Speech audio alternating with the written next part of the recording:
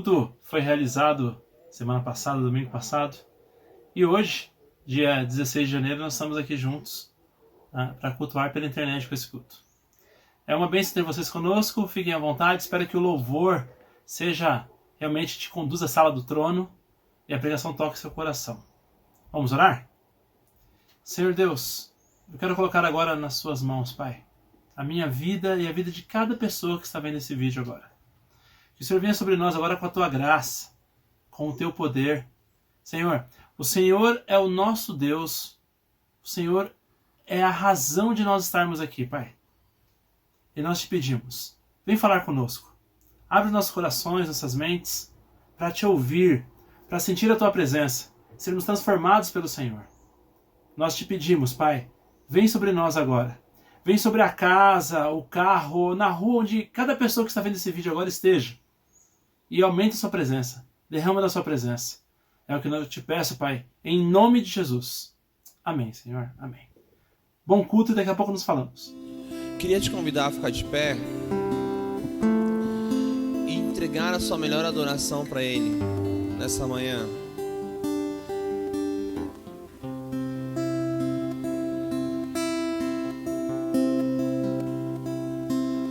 No início o Senhor era a palavra, Senhor.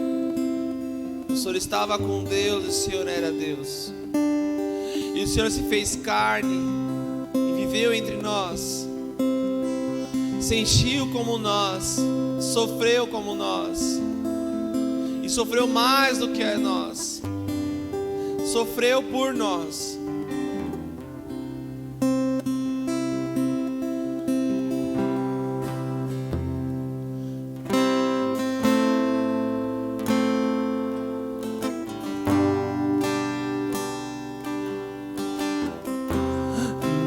início eras a palavra,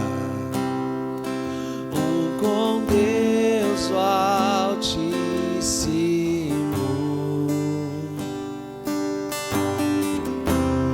O mistério de sua glória, Cristo em ti se revelou.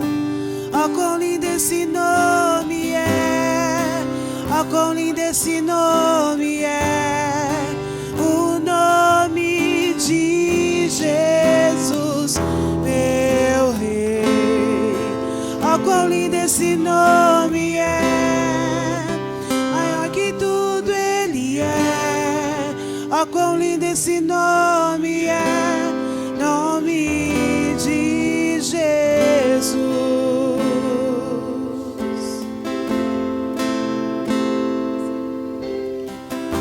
Deixou o céu para buscar-nos, veio para nos resgatar.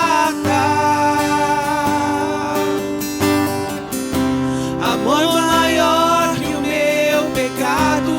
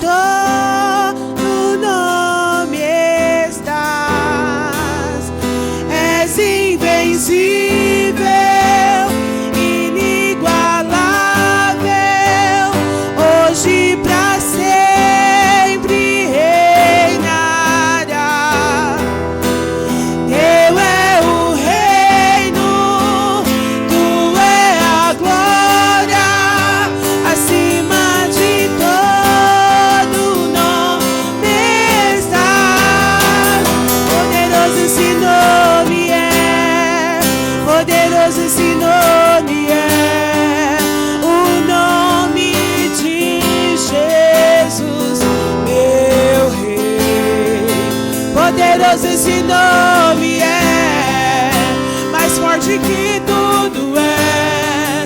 Poderoso esse nome é, nome de Jesus. Poderoso esse nome é, nome de Jesus. Poderoso esse nome é, nome de Jesus.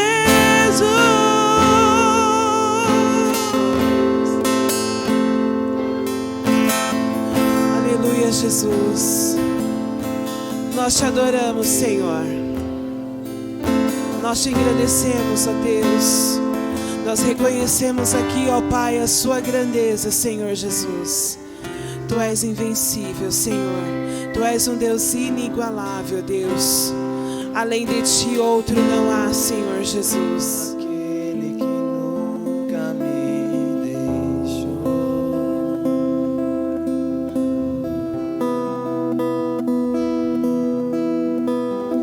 Seu amor perfeito sempre esteve repousado em mim.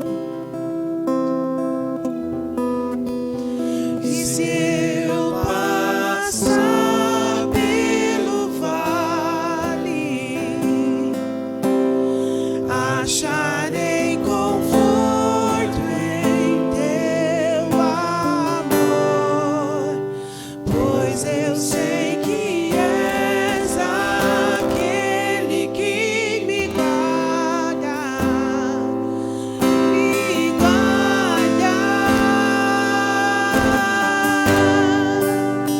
Em teus braços é o meu descanso. Em teus braços é o meu descanso. Em teus braços é o meu descanso. Em teus braços é o meu descanso.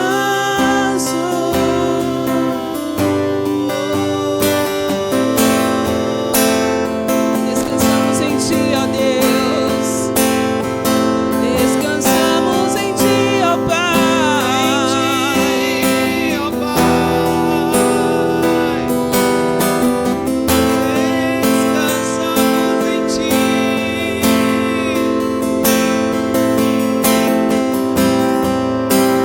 Oh, aleluia, Jesus. Recaio em tua graça.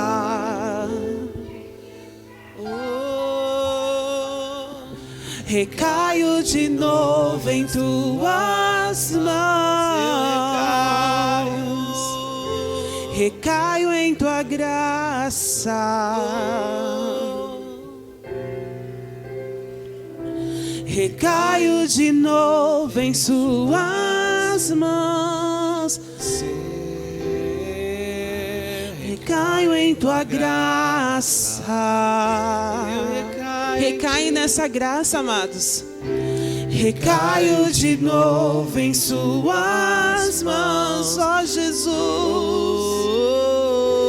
Recaio em tua graça. Eu recaio, eu recaio. Recaio de novo em suas mãos. E se eu passar pelo vale, acharei conforto em teu amor, pois eu sei que és aquele que me guarda, me guarda. Em teus braços é o meu descanso. Em teus braços é o meu descanso. Em teus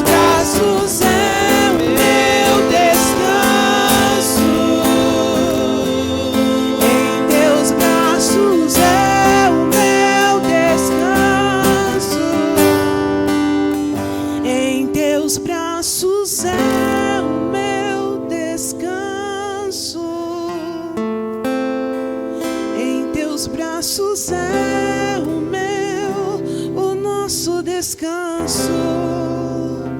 Em teus braços é o meu descanso. Em teus braços é o meu descanso. Aleluia, Jesus. Graça e paz. Vocês estão bem? Só o seu Ari tá bem. Eu falei, graça e paz, ele amém. Vamos tentar de novo? Daniel, vamos tentar de novo? Vocês viram o cabelo do Daniel? Caraca, tá muito da hora o cabelo do Daniel, gente. Meu Deus do céu. Tá muito da hora, real. Muito. É que vocês não estão vendo, tá gravando, vocês não estão vendo. Ele tá só com topete azul. Tô quase chamando ele aqui. Não vou fazer isso com você. Não, brincadeira, Daniel, brincadeira. Não vou fazer isso não. Vamos tentar de novo? Graça e paz. Aí melhorou, hein? Agora tá melhor. Gente, os alimentos estão lá. Fiquem à vontade. Bateu a fominha. Vai lá, come e volta. Sem problema nenhum, tá bom?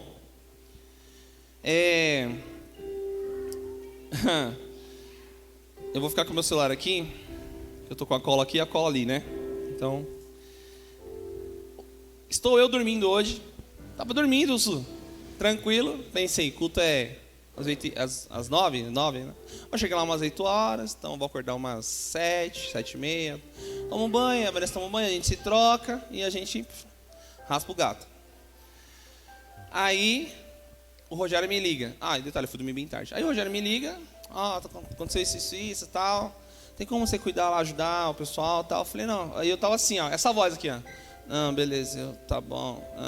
Aí ele falou assim, e você prega tal? Eu falei, Chega, acordei assim, sabe?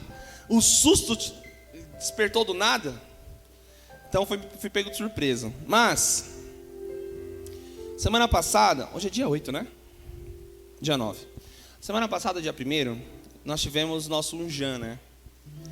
E a Dona Estela ainda está compilando as palavras, as coisas que nós ouvimos de Deus para distribuir, né? O pessoal da GNF e tal. E no dia que eu tava com uma palavra na cabeça, que o Will veio com a mesma palavra no dia. E na hora que eu estava tocando, me veio uma pessoa.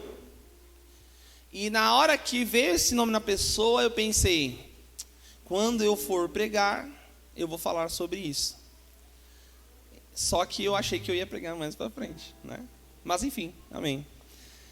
Eu quero falar sobre reconstrução. Will, a palavra reconstrução. Mas não no sentido do Unjan. Aliás, é no sentido de Unjan, só que focado numa pessoa específica. Eu vou ficar sempre aqui olhando porque eu escrevi 4 páginas. Então tem bastante coisa pra gente ver. Quem aí já ouviu falar de Neemias? Só para eu entender quem já ouviu falar. Sabem quem é? Ok. Suzana levantou a mão tipo assim, Neemias. Suzana, vergonha na sua cara, mano.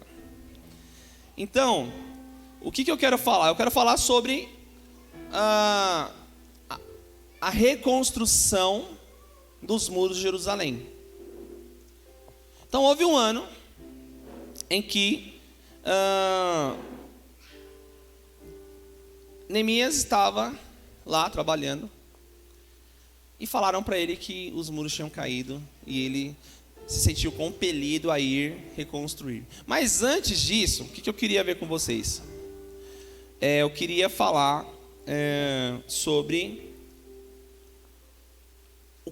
qual a importância desse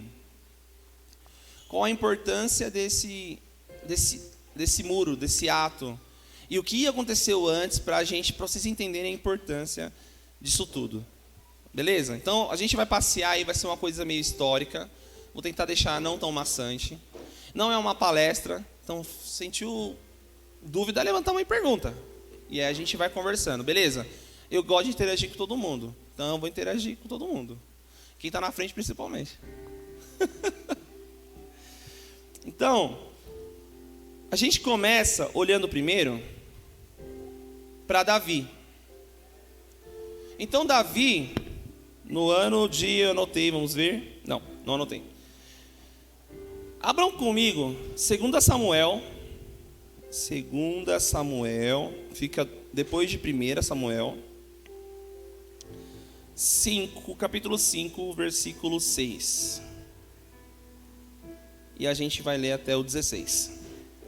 Então, Fernanda, você vai falar de Neemias, mas você voltou lá em Reis, falar de Davi. Quero que vocês entendam a importância desse muro e o porquê foi tão importante a reconstrução dele, para a gente chegar onde o Senhor, acredito que vai nos levar. Todo mundo abriu? Amém? Tá bom. Oi? 5, versículo 6. Então, 2 Samuel, capítulo 5, versículo 6. Então, assim, pelo menos a minha, ela mostra uns títulos, né? Ela mostra uns títulos, assim, sempre em cima, sabe? E aqui está escrito assim, ó, a conquista de Jerusalém. Então, faz assim, ó. O rei e os soldados marcharam para Jerusalém para atacar os jebuseus que viviam lá. E os jebuseus disseram a Davi: você não entrará aqui. Até os cegos e os aleijados podem se defender de você. Eles achavam que Davi não conseguiria entrar. Mas Davi conquistou a fortaleza de Sião, que veio a ser a cidade de Davi. Naquele dia disse Davi: quem quiser vencer os jebuseus terá que utilizar a passagem de água para chegar àqueles cegos e aleijados, inimigos de Davi. E por isso que dizem: os cegos e aleijados não entrarão no palácio. Davi passou a morar na fortaleza e chamou-se cidade de Davi. Construiu defesas na parte interna e na cidade desde Milo. E ele se tornou cada vez mais poderoso, pois o Senhor, o Deus dos exércitos, estavam com ele. Deixa eu só ver. E o versículo 16, vamos pro finalzinho aqui para vocês verem o negócio aqui. Não, peraí, deixa eu ver. Ixi. Não, acho que até aqui tá bom. Então, a história de Jerusalém começa aqui. Davi pega os exércitos e vai conquistar essa terra. E ele conquista, tá? E aí, como que era antigamente? Bem lá antigamente, tá? E toda cidade que era fundada, eles muravam essa cidade. Até hoje é assim, né? Quando a gente compra um terreno, o que os caras falam? Mas você murou?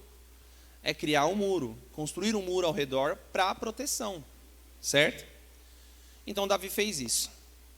E aí veio depois Salomão. Então Davi foi lá, conquistou Jerusalém, aí ele morreu, deixou Salomão reinando, aí Salomão morreu e veio o filho de Salomão. E foi aí que as coisas começaram a complicar. Por quê? Depois que Salomão morreu, Israel foi dividido em duas partes. Então virou Judá e Israel, e a parte Judá, que era a parte do sul, e Israel, que era a parte do norte. Até aqui beleza, né, gente? Tá tudo tranquilo, certo? Ok. Então essa divisão aconteceu lá em 1 Reis. Vamos lá em 1 Reis. 1 Reis 12, capítulo 12, versículo 24.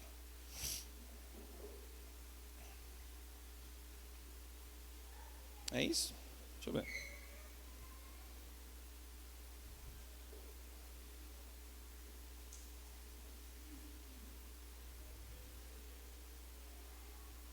Ai, anotei a referência errada, gente, me perdoem. Ah, sim, desculpa, não, é isso mesmo. Aqui, o que eu queria, anotei aqui, eu não tinha visto a minha anotação. Então, Israel se dividiu, e aí, o que a gente tem que entender nesse momento? Que isso foi vontade de Deus. Deus quis que Israel se dividisse. Amém? Isso é importante. Cadê meu assistente? Ô Fernandete, vem aqui, mano. É o cara que fica atrás de mim. Então, Israel é dividida, mas foi vontade de Deus, tá? Então a gente tem que deixar isso bem claro. Isso a gente tem que entender isso para continuar. Feito isso, depois que caiu tudo, depois que dividiu tudo, começou a ter as caídas dos reinos. E é onde eu começo a trazer algumas datas, tá? Então primeiro cai o Reino do Norte, lá em 722 a.C. Segunda Reis 17. Eu não vou ler porque é bem grande o capítulo, tá? Mas eu vou deixando algumas referências para vocês depois estudarem com calma, porque o intuito não é olhar antes, mas eu estou dando um panorama geral para que a gente chegue no que eu quero chegar, tá bom? Em seguida, cai o reino de Judá. Quem aqui conhece Nabucodonosor? Não é de Matrix, tá? Se vocês falarem Nabucodonosor de Matrix, eu vou ficar bravo. Não foi engraçado? Cara, essa eu preparei, mano. Pensei até no time. É o quê? É que a nave do Morpheus é a Nabucodonosor. Vocês não... Nossa, gente. Enfim. Entre 605 a.C. e 586, Nabucodonosor conquista Judá. E aí a gente conhece as histórias. Sadraque, Mesaque e Abednego, Daniel na Babilônia. Aí vocês conhecem as histórias, né? Nesse momento, o povo de Israel ele é cativo, ele vira como se fosse um escravo, vamos dizer assim, mas a Babilônia pega o povo de Israel e leva cativo para a Babilônia. E lá eles ficam por muito tempo cativos, tá? Então, entenda. Davi conquistou Jerusalém, aí veio Salomão e reinou, e aí veio... eu não lembro o nome dele. Você lembra o nome do filho de Salomão? Não lembro, acho que é Joabão, um negócio assim. E aí vem esse rei, e aí no reinado desse filho de Salomão, Israel divide, certo? E a Bíblia fala o seguinte, que o reino dividido, ele não prospera. E a gente começa a ver isso aqui em Israel. E aí, uma parte é conquistada, depois a outra parte é conquistada e é levada em cativeiro pelos babilônios. Amém? Até aqui, beleza.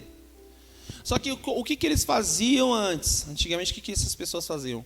Quando eles conquistavam essas terras, eles destruíam os muros dessas cidades. E elas ficavam em ruínas, porque elas ficavam abandonadas. Beleza? Só que aí, a gente, depois de muito tempo, depois de muito tempo eles cativos lá em Babilônia, vem o rei Ciro. Depois de muito tempo, passou Nabucodonosor, e passou mais gente por lá. E aí esse Ciro, e aí não é por bondade dele, a gente tem que lembrar sempre, o Senhor tem os planos dele, e aí o rei Ciro permite que comece essa volta para Jerusalém do povo de Israel. Amém?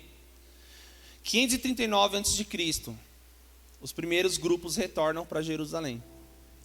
Só que assim, foi uma coisa devagar, não foi de uma vez.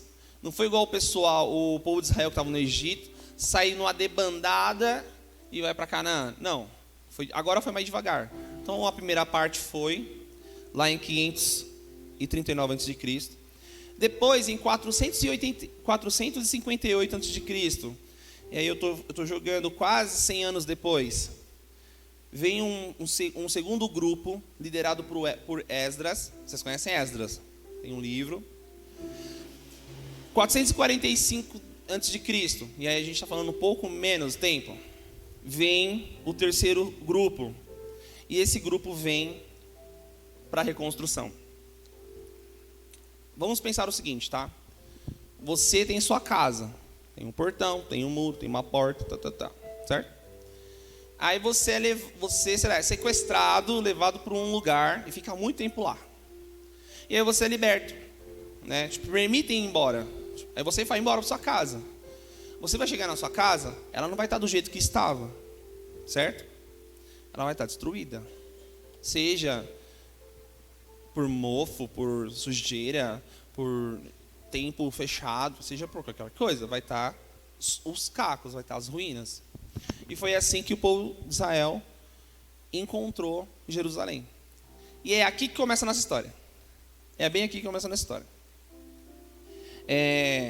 E aí eu escrevi aqui, o milagre do ano 445 a.C., que foi quando os muros foram levantados novamente.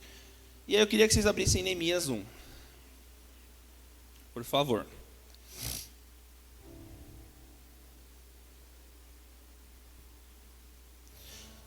E antes de ler, vou até abrir aqui também, mas antes de ler, uma coisa que eu queria que vocês entendessem é o seguinte. Naquele momento, eu não falei antes, né? Os babilônios, eles perdem o poder para o povo persa. E a partir daí o povo persa começa a dominar sobre o povo de Deus. Tá? E aí, o que a gente lembra, né? Quando a gente olha, e aí fazendo um paralelo, quando a gente olha para Esther, por exemplo, a gente lembra da dificuldade que foi dela estar diante do rei para interceder pelo povo. Vocês lembram disso, né? Esther, né? Gente, parece que não tem nada a ver, mas vai no final vai juntar, tá? Eu quero que vocês entendam o cenário daquele momento. Não era uma vida fácil, não era um momento fácil. Não era muito difícil, né? A gente sabe que o povo de Deus, o povo judeu, por muitas vezes quase morreu por reinados. Então, o Esther, como que foi? O rei decretou uma coisa, o povo de Deus obedeceu a Deus, e aí houve um decreto que o povo judeu morresse. E aí Deus usou Esther para liberar o povo. Então esse era o cenário de lá, tá? O que a gente também tem que entender é o seguinte, que tudo acontece quando o Senhor permite. Então esse rei Ciro, não foi ele que quis. Deus fez com que ele permitisse. Então, por que eu estou batendo nessa tecla? Porque a gente tem que entender que os momentos ruins sempre vêm, mas o Senhor está no controle de toda a situação. Então, a primeira coisa que a gente tem que entender é isso. O Senhor sabia o que estava acontecendo. Amém? Amém? Beleza. Então, a gente vai para Neemias. Então, chega ali em Neemias. Vamos lá aqui. Eu vou ler um aqui, tá? Neemias 1. De nada. Então, vamos lá. Palavras de Neemias, filho de Acalias. No mês de Quisleu, no 20º ano, olha um nome bom aí para o filho, Visleu. Enquanto eu estava na cidade de Suzã, Anani, um dos meus irmãos, veio de Judá com alguns outros homens, e eu lhes perguntei acerca dos judeus que restaram, os sobreviventes do cativeiro, e também sobre Jerusalém. Eles me responderam: aqueles que sobreviveram ao cativeiro, estão lá na província, passam por grande sofrimento e humilhação. O muro de Jerusalém foi derrubado e suas portas foram destruídas pelo fogo. Quando ouvi essas coisas, sentei-me e chorei. Passei dias lamentando, jejuando e orando a Deus dos céus. Então eu disse: Senhor, Deus dos céus, Deus grande e temível, fiel à aliança e misericordioso com os que amam e obedecem seus mandamentos. Que os teus ouvidos estejam atentos e os teus olhos estejam abertos para a oração que o teu servo está fazendo diante de ti, dia e noite, em favor dos teus servos, o povo de Israel. Confessa os pecados que nós, os israelitas, temos cometido contra ti. Sim, eu e meu povo temos pecado. Agimos de forma corrupta e vergonhosa contra ti. Não temos obedecido aos mandamentos, aos decretos e às leis que deste ao servo Moisés. Lembra-te agora do que disseste a Moisés teu servo: se vocês forem infiéis, eu os espalharei entre as nações. Mas se voltarem para mim, obedecerem aos meus mandamentos e os puserem em prática, mesmo que vocês estejam espalhados pelos lugares mais distantes debaixo do céu, de lá eu os reunirei e os trarei para um lugar que escolhi para estabelecer o meu nome. Estes são os teus servos, o teu povo. Tu os resgatastes com o teu braço, com o teu grande poder e com o teu braço forte. Senhor, que os teus ouvidos estejam atentos à oração deste teu servo e à oração dos teus servos que têm prazer em temer o seu nome. Faze com que hoje este teu servo seja bem-sucedido, concedendo-lhe a benevolência deste homem. Nessa época, eu era copeiro do rei. Vamos lá. Então ele está orando, Senhor, lembra do que o Senhor disse. Ele estava triste. E aí no final ele fala assim, ó, vou repetir o que ele falou. Faz com que hoje este seu servo seja bem sucedido, concedendo-lhe a benevolência deste homem. Este homem quem? O rei. O rei ao qual ele era copeiro. Ataxerxes era o nome do rei. E por que ele estava com todo esse medo? Por que ele estava com esse sentimento, né, de pavor, de desespero? E aí a gente tem que entender algumas coisas. Para Neemias construir o muro naquele momento era complicado de muitas formas. E eu explico por quê. Naquela época, muros e portões, eles eram símbolos de força e estabilidade. E raramente, quando uma cidade era conquistada e os seus portões já eram retirados, seus muros eram derrubados, e aí o que significa essa construção? Ele chegar em Ataxerxes e falar assim, ó, quero ir lá construir. Ela poderia ser interpretada ali pro Ataxerxes como uma ameaça para a Pérsia. Porque, de novo, uma cidade que tem seus muros, tem seus portões levantados, ela está forte. Ela resiste a ataques. E isso poderia sim ser um problema para aquele rei, para Ataxerxes. Então, é por isso que Neemias, ele faz essa oração para o Senhor. Mas, ele chega e fala com o rei. E aí eu quero só ver uma parte aqui, né? Eu vou ler até... Mas você não precisa abrir não, vou ler rapidinho, para vocês entenderem o que aconteceu. No mês de Nissan, no 20º ano do rei Ataxerxes, na hora de servir-lhe o vinho, levei-o ao rei. Nunca antes eu tinha estado triste na presença dele. Então imagina eu, que tipo, parece que eu estou ligado o tempo todo no café, chego e fico assim, ó, oi, viu, tudo bem? Você tá legal? O cara sempre estava feliz, só que ele chegou nesse momento triste diante do rei. Então o rei perguntou, ele nunca tinha estado triste, né? Por isso o rei me perguntou, por que o seu rosto parece tão triste se você não está doente? Essa tristeza só pode ser do coração. E com muito medo, lembrando de tudo isso que eu acabei de falar, do muro, Neemias diz, cadê? Eu disse ao rei, que o rei viva para sempre. Como não estaria triste o meu rosto se a cidade em que estão sepultados meus pais está em ruínas e suas portas foram destruídas pelo fogo? E o rei me disse, o que você gostaria de pedir? Então orei a Deus dos céus e respondi ao rei, se for do teu agrado, ó rei, e o seu servo puder contar com a sua benevolência, que ele me deixe ir à cidade onde meus pais estão enterrados, em Judá, para que eu possa reconstruí-la.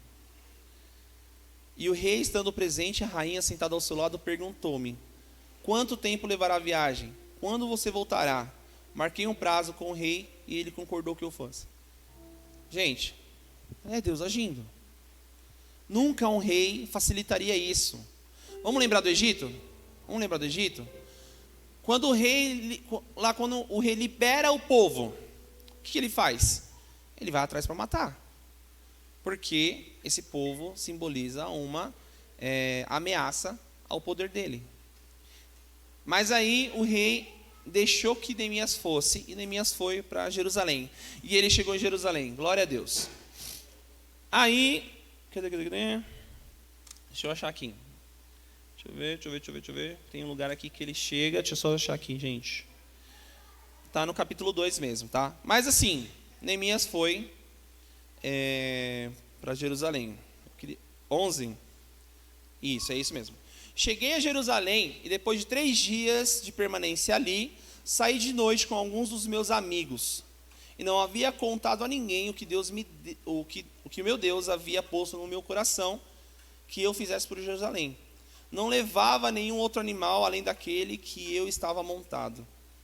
De noite saí pela porta do vale na direção da fonte do dragão e da porta do esterco, examinando o muro de Jerusalém que havia sido derrubado e as suas portas que haviam sido destruídas pelo fogo.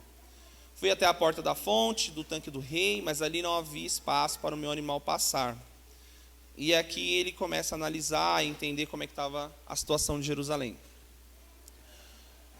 E aí começa toda essa construção do muro. Por que eu digo que é um milagre? Porque esse muro foi erguido em 52 dias.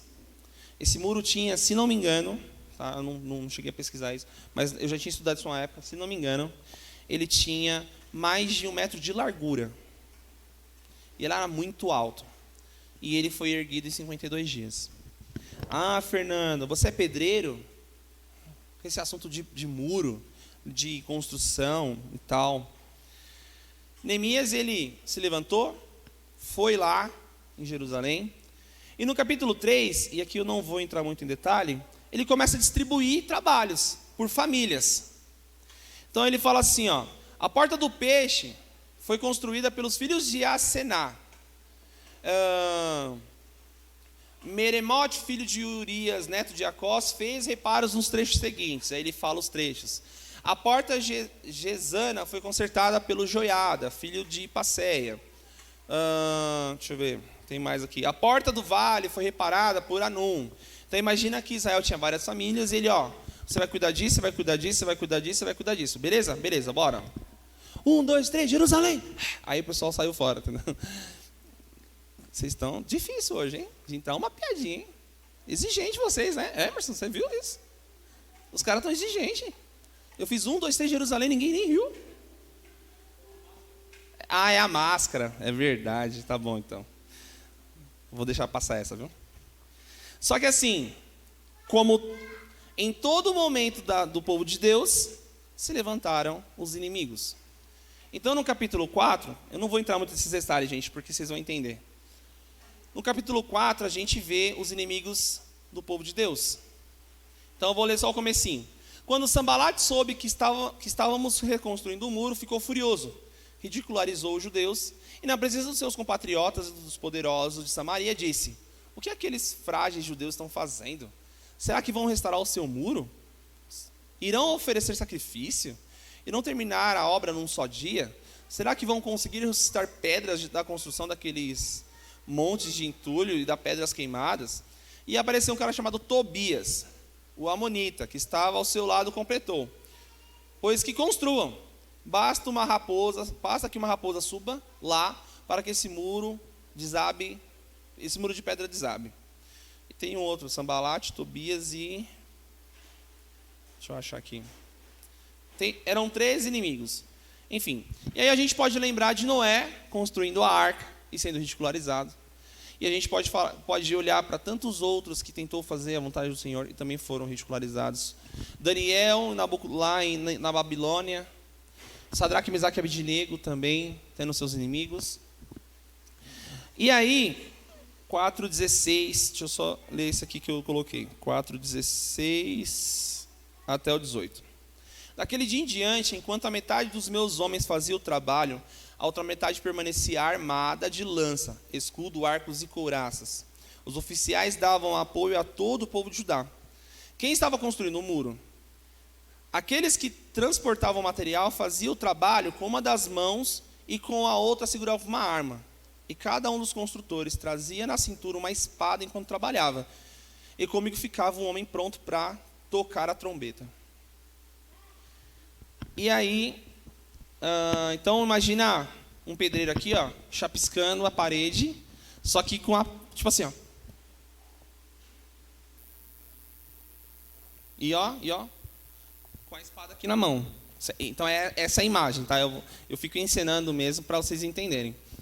Só que aí, enfim, lá no capítulo 6, glória a Deus, vamos lá. Capítulo 6, versículo 15. Aí abram, por favor. Oxe, não, aqui. Aqui. Isso. 15 até o 19, tá? O muro ficou pronto no 25º dia de Elu, em 52 dias. Quando os nossos inimigos souberam disso, todas as nações vizinhas ficaram atemorizadas e com orgulho ferido, pois perceberam que essa obra havia sido executada com a ajuda do nosso Deus. E também naqueles dias os nobres de Judá estavam enviando muitas cartas a Tobias, que eles enviavam sua resposta, porque muitos judeus estavam comprometidos com ele por juramento, visto que era genro de Secanias, filho de Ara, e seu filho Joanã havia se casado com a filha de Mesulão, neto de Berequias. E aí a gente chega na construção. Chegamos na construção. Vamos orar? Não. E é aí que eu queria, era aqui que eu queria chegar. Corri bastante. Então vocês entenderam o contexto histórico? Deu para entender bem? Davi conquistou Jerusalém, levantou seus muros, levantou a tenda de Davi, que não era o templo, e aí ele morreu, aí veio Salomão, e aí sim Salomão construiu o templo de adoração ao Senhor, fortaleceu, foi o rei mais sábio de todo, o homem mais sábio do mundo. Aí ele morreu, veio o filho dele, a Israel é dividida, e aí lembrando, o reino dividido ele não prospera, e eles foram conquistados. A Babilônia veio, conquistou Judá, levou o pessoal cativo, passou anos, eles voltaram e fez tudo isso aqui. E aí a palavra é reconstrução. Essa criança não tem mãe, não?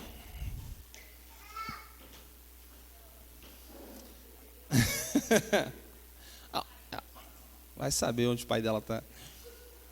E aí o que eu queria falar com vocês hoje, que Deus tem me incomodado, e toda vez que eu ouço sobre os muros de Jerusalém, gente, eu preciso muito que vocês prestem muita atenção nisso agora. E eu estou falando isso por quê? Com todo o temor no meu coração. Porque quando eu ouvi essa palavra, a Vanessa sabe, eu passei dias só com ela e paralisado, assim, tipo, sabe quando você recebe uma notícia, você fica, não é possível, mano. Eu fiquei assim quando saiu a notícia lá da Marília Mendonça, que ela tinha morrido. Eu parei na minha cadeira e fiquei assim, ó. Tipo, eu nem conhecia ela, eu nem curtia as músicas dela, mas eu fiquei assim, mano, tipo... E com essa mensagem foi tipo, mano... Caramba, Deus, não sei nem o que dizer. Você fica assim, sem palavras. Vivemos num momento do mundo onde a gente se dividiu. E não que se dividiu porque quis, mas cada um ficou no seu canto, não tínhamos mais tanto contato pela pandemia, e estava certo, não estou falando que estava errado. Só que o nosso reino começou a se dividir. E fomos conquistados pelo desânimo, pela tristeza, pelo desespero, pela depressão. Nós somos conquistados e isso está no meio da gente. E os nossos muros caíram. E aí eu queria que você agora fizesse duas analogias: família e igreja. E a minha primeira pergunta para você é: como estão os muros da sua família? Como que esses muros estão hoje? Eles estão fortes e de pé? Estão firmes? Ou não? E olhando, e aí especificamente, quem estiver assistindo, faz a analogia da igreja que você congrega, mas eu vou puxar para a GNF. Como que estão os muros? Como que estão os muros da nossa igreja?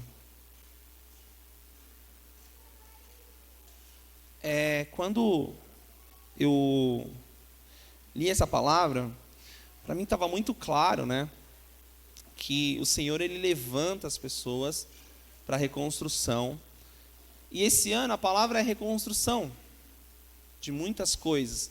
É reconstrução de relacionamentos, reconstrução pessoal, é reconstrução do mundo, é reconstrução financeira.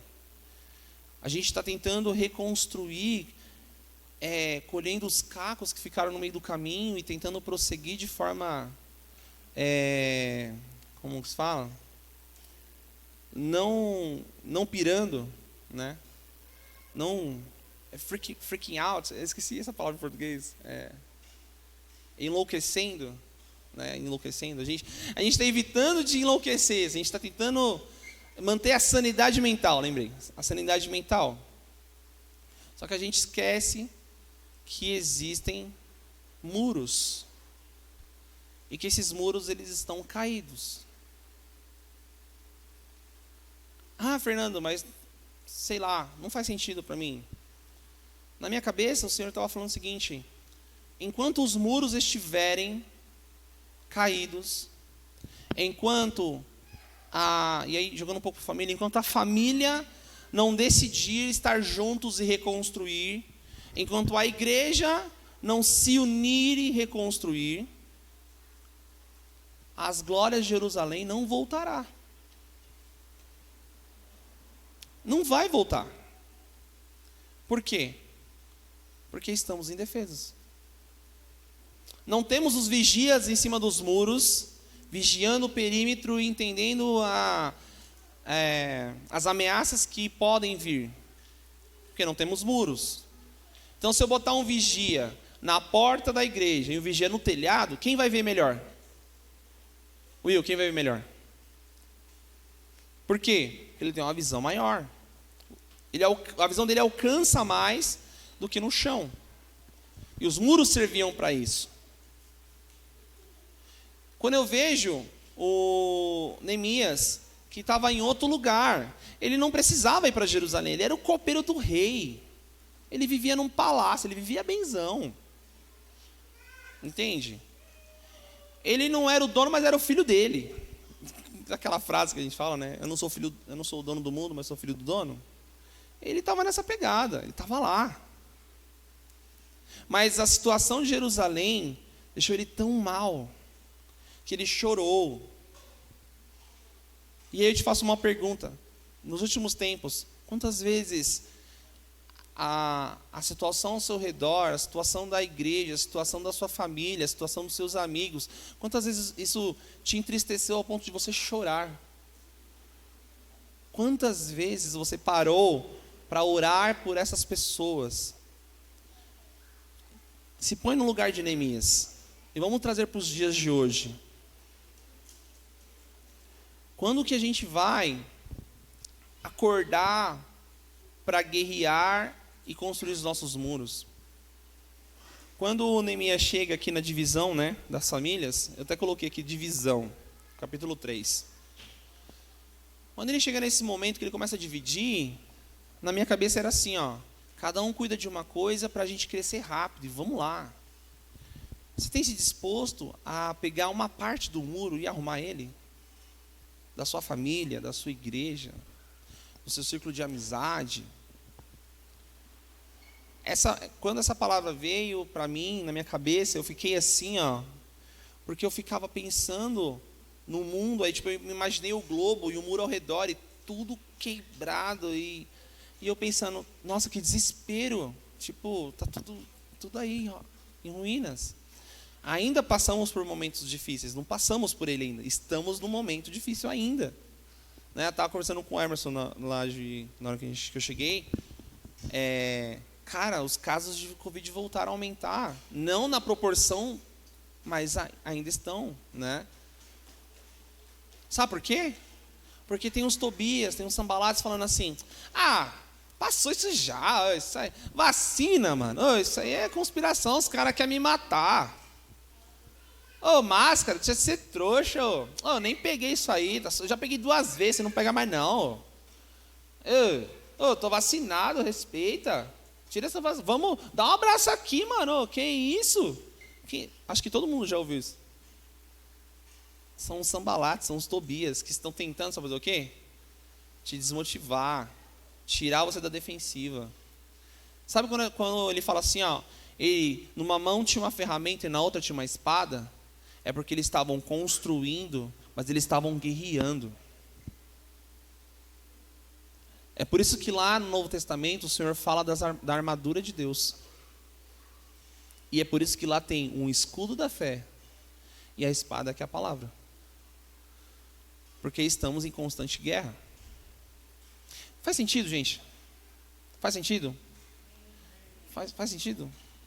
Porque às vezes eu tô falando e na minha cabeça é, cara, vocês estão com a cara de ué? Tipo assim, sabe a cara de ué, Dani? Tipo assim, sabe quando o cachorro faz assim, tipo, não estou entendendo nada? É cara de ué.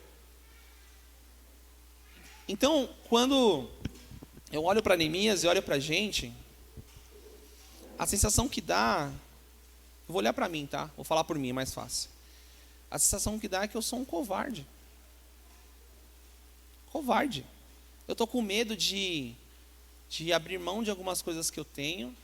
Eu estou com medo de chegar na presença do rei e tomar uma posição. Eu não tenho levado ao Senhor essas situações. E eu não tenho tido a coragem de levantar e construir os muros. E o que eu sinto, de verdade, é que a igreja como um todo entrou nesse mesmo marasmo. O Felipe fez um questionamento, a gente passou um tempo bem legal na sexta-feira com a Mari e o Felipe, e a gente estava conversando e o Felipe falou assim, cara, cadê os hospitais? E aí não é para o governo, é para a igreja. Cadê os hospitais que as igrejas construíram? Cadê as faculdades que as igrejas também construíram? Não existe. Por quê? Porque estamos preocupados em criar templos e angariar pessoas do que impactar a sociedade de forma diferente. E para isso exige coragem, para isso exige fé. Porque Neemias saiu lá do palácio sem saber o que esperava ele lá em Jerusalém. Ele podia chegar e morrer lá. Mas ele levantou, ele teve coragem. Então, o que eu queria deixar nessa manhã são alguns questionamentos para nós pensarmos. E te desafiar a estudar com calma isso. Estudar Neemias com calma, ler com calma. Eu fui passando muito rápido, para chegar ali no muro, para vocês entenderem, assim, qual que era a situação do mundo no momento, o que aconteceu com o povo de Deus. Deus falou que ele ia espalhar, e quando o seu povo voltasse para ele ia juntar, não importasse onde estivesse. E ele fez. Entende? Eu vou usar de novo esse versículo. Se eu errar de novo, o senhor me corrige. 2 Crônicas 7,14, é isso? Acertei. Que semana passada eu falei 14,7. Eu inverti. É uma promessa. Se o meu povo, que se chama pelo meu nome, me clamar, me buscar e buscar a minha face, eu virei. Eu vou ler. 2 Crônica 7,14. Abram aí, por favor. Isso é um versículo que a gente tem que ter tatuado no braço, para todo dia lembrar dele. Ele fala assim: se o meu povo que se chama pelo meu nome se humilhar e orar, buscar a minha face, se afastar dos seus maus caminhos, dos céus eu ouvirei, perdoarei o seu pecado e curarei a sua terra. De hoje em diante, os meus olhos estarão abertos, os meus ouvidos atentos às orações feitas neste lugar. Se o meu povo, que se chama pelo meu nome, se humilhar, orar, buscar a minha face, e se converter dos seus maus caminhos. Pode falar, Sori. A outra? Mais um. 16. Escolhi e consagrei este templo para que o meu nome esteja nele para sempre. Meus olhos e meu coração nele sempre estarão. Amém. Amém. Vocês entendem isso aqui? Sabe o que é se humilhar e orar e buscar e clamar? É se trancar numa sala, assim como os apóstolos fizeram em Jerusalém, no poder do alto, sem ter hora para parar. Eles só se trancaram lá e... mas Fernando, os nossos dias são muito corridos, né? Sim. As nossas agendas estão apertadas. É por isso que nós não temos buscado, nós não temos orado, nós não temos pedido perdão dos nossos pecados, não temos nos arrependido deles. Quando que nós, povo de Deus, quem aí se chama, como que é? Se o meu povo que se chama pelo nome, quem é o povo que se chama pelo nome dele? Ninguém? Só eu, o Emerson e a Mari? Somos nós, gente. É o povo que se chama pelo nome dele. Se esse povo aqui orar, buscar a face do Senhor, se arrepender dos seus maus caminhos, ele virá e sarará Itaquá, sarará Vila Martira. Mas, Fernando, o que isso tem a ver com Neemias? Tem tudo a ver. Porque ele orou, ele se humilhou, ele pediu perdão dos pecados de Israel. E o Senhor veio e sarou de novo Israel. E levantou os muros de Jerusalém. Não é momento, gente, de estarmos parados. Não é momento de estarmos tristes. Não é esse momento. O momento é de levantarmos com os nossos escudos e com as nossas armas. Nem que sejam as nossas máscaras e a nossa Bíblia. Vocês entendem isso? Entende o quão sério isso é? Sabe o que está acontecendo? Estão entrando nas nossas cidades, saqueando as nossas riquezas e nós não estamos vendo, porque não estamos seguros. Isso eu digo, família, emprego, igreja, bairro, cidade, mundo. Eu digo num todo. Mas por que eu estou falando de família, relacionamentos e igreja? Porque é onde nós estamos inseridos e podemos sim fazer a diferença. Quando o Neemias faz a divisão, sabe o que ele encontrou ali? Um povo disposto a trabalhar. Um povo que queria levantar isso, queria fazer a diferença. Eu vou te perguntar e não quero que você me responda. Você está disposto? E aí eu vou botar nessa posição o nosso pastor. Se o Rogério chegar hoje e falar assim, ó, mano, eu preciso que você cuide disso, será que vai ficar pronto? Será que você vai entregar tudo que você tem naquilo? Se o Rogério falar assim, ó, eu preciso que você chegue aqui na igreja todo domingo, 8 horas, e abra a igreja. Será que você vai 7h55 estar aqui para a igreja estar aberta 8 horas? Ou a igreja vai ser aberta 9h30? Se o Rogério falar assim, cara, eu preciso de você para trocar o papel 9 horas da manhã. Será que esse papel vai estar trocado 8h55? Ou ele vai ser trocado 10h30 da manhã? Isso é estar disposto. É isso que eu ouvi de Deus. Por isso que eu fiquei sem palavras. Porque minha resposta para o Senhor foi, não. Hoje não. E eu estou sendo sincero, gente. Hoje não. Em algumas coisas sim, em outras não. Minhas reservas, sabe? Você tem as suas reservas? Então eu vou parar de falar. Acho que já está bom por aqui. Ficou claro? Amém? Ficou claro? Ficou muito claro? O Senhor, Ele em toda a sua misericórdia e amor, Ele sempre nos chama. Ô mulher, para de correr. Eu vou amarrar essa menina. É pecado amarrar uma criança? É, né? Poxa. Em toda a imensidão da sua misericórdia, amor e bondade, Ele sempre nos puxa para perto de novo. Sempre nos puxa para perto de novo. E eu sinto o Senhor nos puxando para perto. Eu acho que é momento de reagrupar, definir as estratégias e depois sair de novo. É momento de reagrupar. É momento de estarmos mais próximos, mais pertos e cada vez mais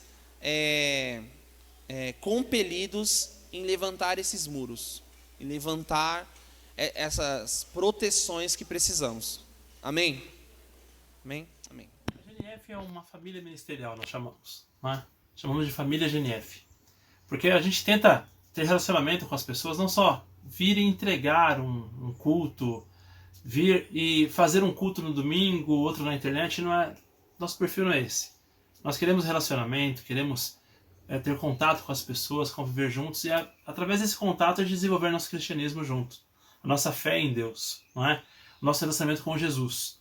Então eu quero te convidar a 3 coisas nesse momento. A primeira delas, eu quero te convidar a fazer parte dessa família. Não a família GNF a princípio, mas a família de Jesus. Eu quero te convidar a acreditar no que a Bíblia diz, onde diz que todos quantos o receberam, deu-lhes o poder de serem feitos ou chamados filhos de Deus, a saber, os que creem no teu nome. Então eu quero te convidar a crer no nome de Jesus e fazer parte dessa família espiritual que é a família de Jesus. Deixa eu orar por você. Feche seus olhos onde você está. Se você não estiver dirigindo, feche seus olhos. Senhor Deus, eu quero colocar nas suas mãos agora, Pai, essa pessoa que está comigo aqui orando, que está entregando a sua vida ao Senhor Jesus, reconhecendo Ele como Senhor e Salvador, vindo fazer parte, Senhor, da família espiritual de Deus, que está, Pai, se dispondo a um relacionamento novo com Jesus. Eu quero pedir que o Senhor venha sobre essa pessoa agora, com a sua presença. Que o Senhor venha falar com ela, tocá-la, que ela venha te sentir, Senhor, e ser alcançado pelo Senhor. Em nome de Jesus. Pai, escreve o nome dela no livro da vida. E vem, Senhor, a colocar uma parte do teu Espírito dentro dessa pessoa, para que ela desenvolva um relacionamento contigo, Pai. Em nome de Jesus. Em nome de Jesus. Um outro convite que tenho para você é de estar conosco pessoalmente. Se você é de São Paulo, se você consegue vir até Itaquaquecetuba, logo ali, não é? Facinho, vem participar de um culto pessoal com a gente, presencial, domingos 9h30 da manhã.